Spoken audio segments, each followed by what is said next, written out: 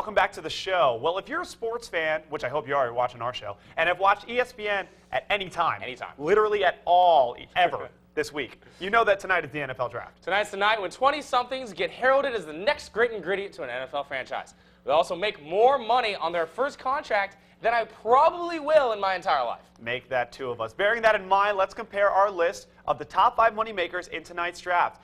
So, for our mock top 5 here at bottom of the ninth, 1 and 2, I have offensive tackle Eric Fisher out of Central Michigan going 1, and Texas A&M offensive lineman Luke Joeckel going number 2, which is opposite of my compadre Alex's.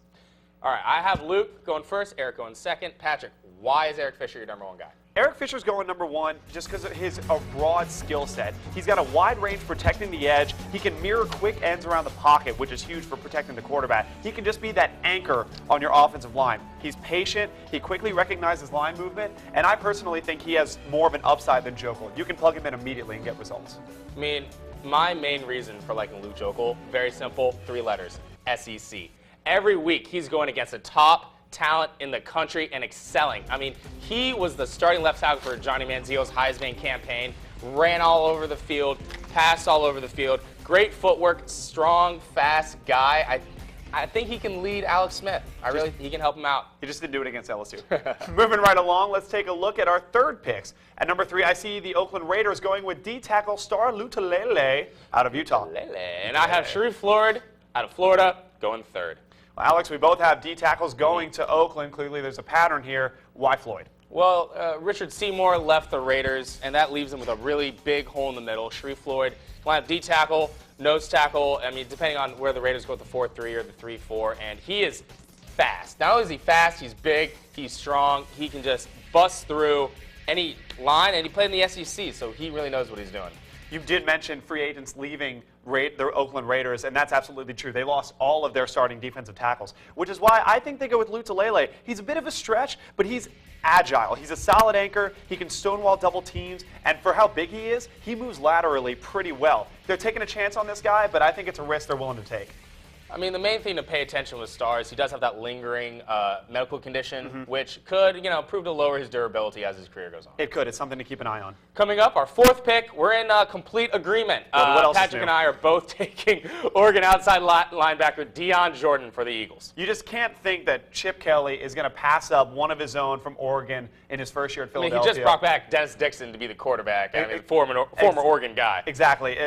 Jordan's a guy that's very agile. He's very fast. He fit in that Oregon defense well, and he's going to fit into what Chip wants to bring to Philadelphia quite well. Oh, yeah.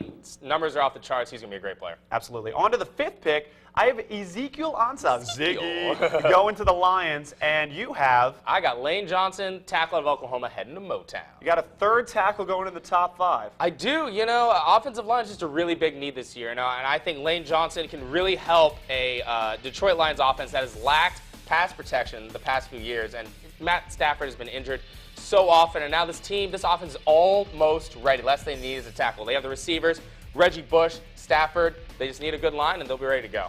You said that they're almost ready on offense. That's very true. I think they could address those finishing needs in free agency. Even the year they made the playoffs 2 years ago, what were they missing? Defense. And that's exactly what Ziggy would bring. He was very versatile. He played DN, D-tackle, nose tackle, outside linebacker, everything. And the Lions need that versatility, and they could balance out the offense, making it a potential playoff contender. Absolutely, but if I'm going to go defense with the Lions, I got to look in the secondary. I mean, they get torched every year, especially like Matt Flynn. Right.